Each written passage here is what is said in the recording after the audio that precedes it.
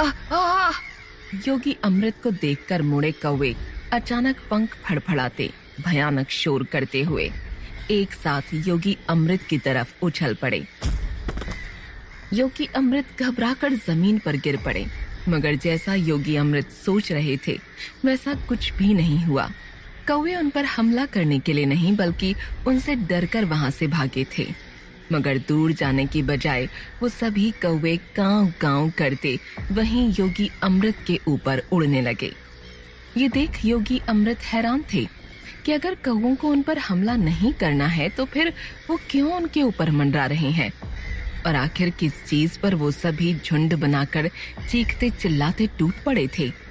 यही सवाल मन में लिए जैसे ही योगी अमृत ने अपने सामने देखा, जहां वो सभी कौवे सैकड़ों की तादाद में मौजूद थे, उनकी आंखें फटी की फटी रह गईं। सामने एक कटी फटी लाश पड़ी थी, जिसका मांस अपनी नुकीली चोंच से नोच नोच कर इन भूखे कौवों ने उधेड़ कर रख दिया था।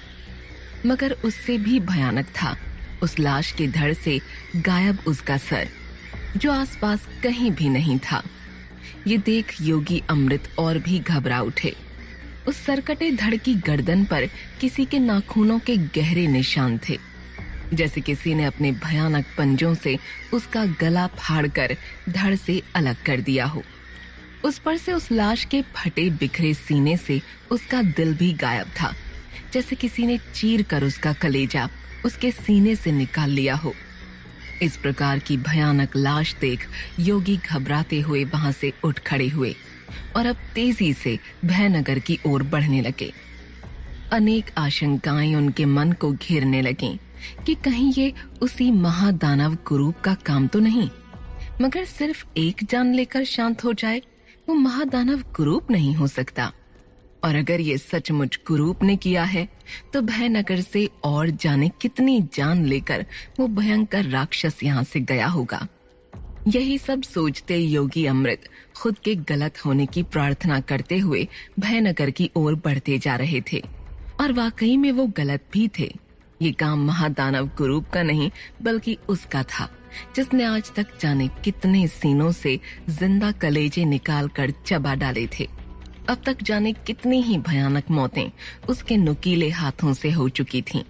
ये काम था उसी विकृत झुलसी भयानक पिशाचिनी का, और ये विभत्स डरावनी लाश भी किसी और की नहीं बल्कि राणावत की थी, जिसका सर उसकी पत्नी रज्जू अपने साथ जमीन के भीतर ले जा चुकी थी। मगर उसकी लाश गांव से बाहर यहाँ कौवों और चीलों के खाने के लिए किसने फेंक दी थी?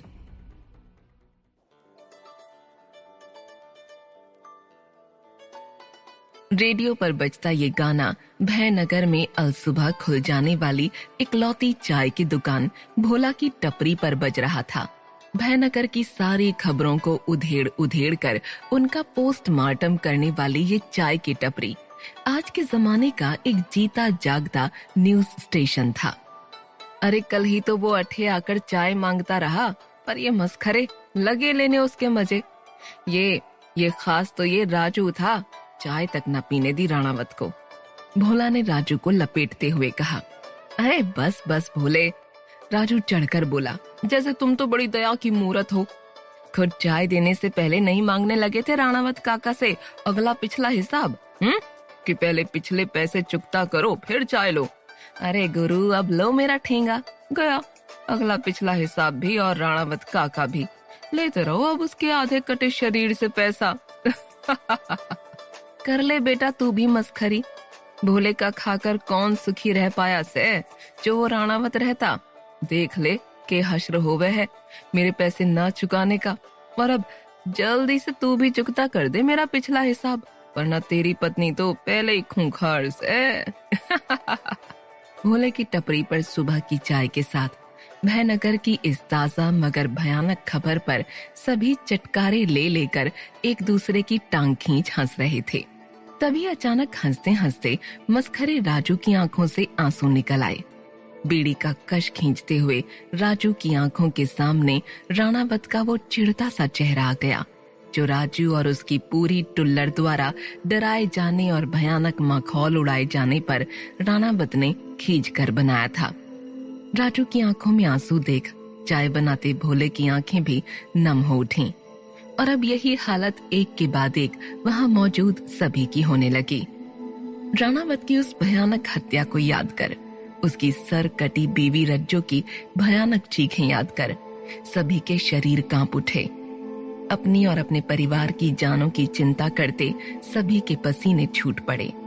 दरअसल टपरी पर रोज अलसुबह बिखरती इन मस्खरों की ये हंसी, गांव में एक के बाद एक जान जाने पर भी इन मस्खरों की बेफिक्री का ये दिखावा, इन लोगों ने हर रोज डर के माहौल में जीते हुए मौत के मंजर को अपनी आंखों के सामने हर रोज देखकर सीखा था।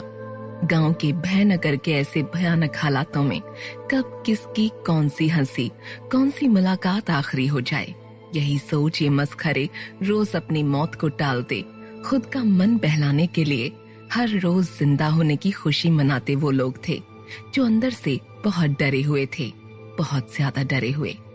तभी भोले ने रोते हुए राजू के कंधे पर अपना हाथ रख कहा, राजू, राणावत की ऐसी भयानक मौत उसके कर्मों का फल था। जो कुछ उसने अपनी बीवी के साथ किया था, अपनी हवस के चलते अपनी बीवी का गला काटकर उसने, राजू, उसे उसके किए की सजा उसकी सरकटी पत्नी ने दी है। कहते हुए डर से भोले की रुलाई निकल आई। और इसीलिए तो राणावत के बच्चों तक ने उसका अंतिम संस्कार करने के बजाय उसके किए पर घिन्न करते हुए अपनी माँ के हत्यारे अपने बाप को गांव से बाहर फेंकवा उसके कटे शरीर को कौओं और चीलों की दावत के लिए छोड़ दिया। मगर अब ये कौन सी नई मुसीबत है हरिया? राजू ने परेशान हो कहा। हम सभी ने बीती रात देखा कि राणावत काका की जान लेने से रज्जो काकी को मुखिया के घर पर आए उन चमत्कारी शख्स राय बहादुर ने रोक कर रखा था। फिर किसने अंधेरे में राणावत काका की इतनी भयानक हत्या कर दी? किसने उनके जिंदा भागते शरीर से गला चीरकर फाड़ते हुए अलग कर दिया? किसने उनके सीने से जिंदा कलेजा निकाल लिया? राणावत काका की वो चीख अब भी मेरे कानों में गूंज रही है भोला, राजू ने कांपते हुए कहा। वो डर से सेहरी, दर्द में तड़पती चीख, उनका वो कटा चिल्लाता सर कुछ बहुत भयानक भयनगर में खुला घूम रहा है भोले। इससे पहले भी चौधरी चरण सिंह की हवेली के पास ऐसी ही 2 कटी फटी लाशें मिली थीं। उनकी छाती से भी उनका दिल गायब था। कहते हुए घबराहट में राजू एक ही कश में पूरी बीड़ी खींच गया। उसके कांपते हाथ और भीगी आंखें उसके दिल का डर उसके चेहरे पर साफ बयां कर रही थी। अगर कल वो राय बहादुर न होते भोले तो हमारा ये भयनगर अब तक लाशों का ढेर बन चुका होता। हम सभी राणावत काका की तरह अब तक कटी फटी लाश बन कौओं और चीलों की दावत बन चुके होते। पर कम से कम मेरी लाश का स्वाद तो तुम्हारी इस घटिया चाय से तो बेहतर ही होता भोले। अपने दोस्त भोले को छेड़ते हुए राजू के चेहरे पर हल्की हंसी उभर आई, जिस पर चिढ़ते हुए भोलू ने भी चढ़कर कहा, निकल जल्दी निकल, मेरी चाय खराब है ना तो निकल। राजू की इस छेड़ पर भोले अपनी चप्पल निकालते हुए उसके पीछे दौड़ा। रुकना, अब कहाँ जाता है? अब इस चप्पल से मैं तेरे शरीर को स्वादिष्ट लाश बनाऊंगा। डर के माहौल में भी ये देख वहां मौजूद सभी के रोते चेहरों पर हंसी झलक आई थी। वहीं ये सब वहां से गुजरते टपरी से कुछ ही दूर खड़े योगी अमृत भी देख और सुन चुके थे। उन्हें अब पता था कि आखिर वो भयानक लाश किसकी और क्यों थी। पर राजू का वो सवाल उनके दिमाग में अब भी घूम रहा था कि अगर रज्जो ने राणावत को नहीं मारा तो उस अंधेरे की ओट में किसने उसे इस तरह भयानक मौत दी थी। इसी एक सवाल ने कल रात से हवेली में राय बहादुर, मुखिया चंदन लाल, भानु, केशव समेत सभी को परेशान कर रखा था। पर रानू ने उन्हें अब तक उस पिशाचिनी के बारे में क्यों नहीं बताया था? बीती रात हवेली में क्या कुछ हुआ, उस सब से अब तक रानू ने पर्दा क्यों नहीं उठाया था? क्यों कल रात से ही अब तक उसका मुंह बंद था? ये बड़ा सवाल था। मगर इधर भोले की टपरी पर बीती रात का सारा किस्सा सुन ये जान कि राय बहादुर ने काली शक्ति रज्जो को गलत करने से रोका था, योगी अमृत को इतनी स्पष्टता तो आ चुकी थी कि वो राय बहादुर पर भरोसा कर उन्हें महादानव कुरूप के बारे में आने वाली उस बड़ी समस्या के बारे में बता सकते हैं। यही सोचते हुए योगी अमृत भोले की टपरी से आगे बढ़े ही थे कि तभी पीछे से आती पुकार ने उन्हें रोकते हुए कहा, अरे योगी जी रुकिए, योगी जी। ये आवाज भोला और राजू की थी। दोनों दौड़ते हांफते हुए योगी अमृत के पास आ रुके और बोले, रुकिए योगी जी, आप वही योगी अमृत है ना जो मुखिया जी के यहाँ ठहरे हैं? वो राय बहादुर जी और आप साथ साथ ही है ना? ये सुन योगी अमृत थोड़ा झिझके, मगर अगले ही पल विश्वास के साथ बोले, हाँ मैं वही योगी हूँ जो मुखिया के यहाँ ठहरा था, और हाँ मैं और राय बहादुर साथ साथ हैं। योगी अमृत की बातों में राय बहादुर के प्रति उनका ठीक होता फिर से बनता विश्वास झलक रहा था कि तभी राजू फिर हांफते हुए बोला, अरे आप कल कहाँ थे? आपको होना चाहिए था कल, आपको पता नहीं कल वो। हम जानते हैं, योगी अमृत ने बीच में ही टोकते हुए कहा। राजू ने हंसते हुए भोला की पीठ पर हाथ जमाते हुए कहा, देखा मैंने बोला था ना कि योगी जी भी कम नहीं है। यहाँ नहीं होते हुए भी देखा, इन्हें सब पता है। जरूर योगी जी ने अपने मंत्रों से सब कुछ देखकर राय बहादुर जी की मदद की होगी। राजू की ये बात जैसे योगी अमृत के सीधे दिल पर चोट कर गई। आत्मग्लानि और शर्म से उनका सर जमीन में गढ़ा जा रहा था।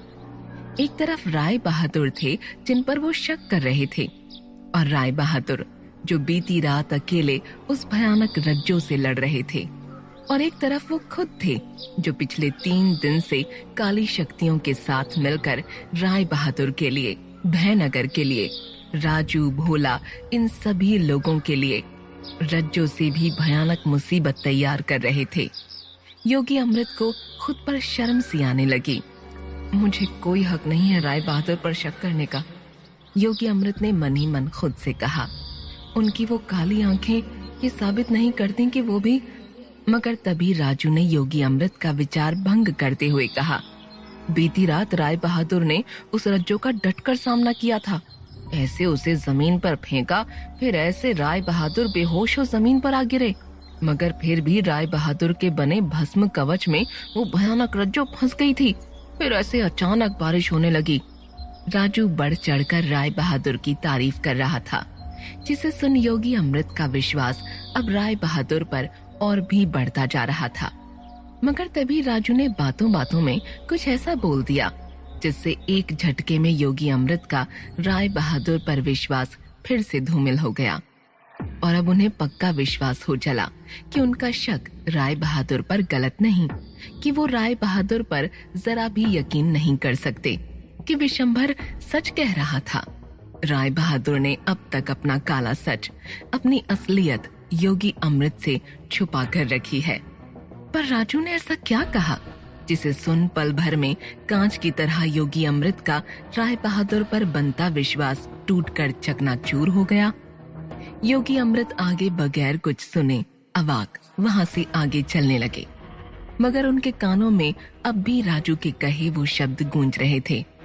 आपको पता है योगी जी, फिर ना अचानक राय बहादुर के अंदर से भयानक काला धुआं निकलने लगा था, जिससे अचानक आसमान फट पड़ा और जाने कहां से तेज बारिश होने लगी। बारिश के राय बहादुर जी पर गिरते ही राय बहादुर काले धुएं के साथ उठ खड़े हुए। उनकी आंखों से काले आंसू निकलने लगे। उसके बाद तो हद ही हो गई। राय बहादुर जी के जिंदा शरीर से ठीक उनके जैसी दिखने वाली एक काले धुएं की आत्मा निकल आई और लड़ने लगी, जैसे काली शक्तियां उनके अंदर से निकल रही थीं। अचानक राय बहादुर जी इतने सख्त हो गए कि उन्होंने रज्जो की एक न चलने दी और रज्जो काकी को पटक पटक कर मारा। बेचारी रज्जो भाभी अपना भारी भरकम शरीर लिए राय बहादुर जी से बचकर इधर से उधर दौड़ते हुए बस इतना ही बोले जा रही थी, ये नहीं हो सकता, तुम एक ही शख्स में सुनहरी और काली शक्तियां नहीं हो सकती। योगी जी, पर राय बहादुर जी ने जो पटका है फिर रज्जो काकी को, सच में। राजू की कही ये बात जैसे योगी अमृत के सारे प्रश्नों का जवाब थी।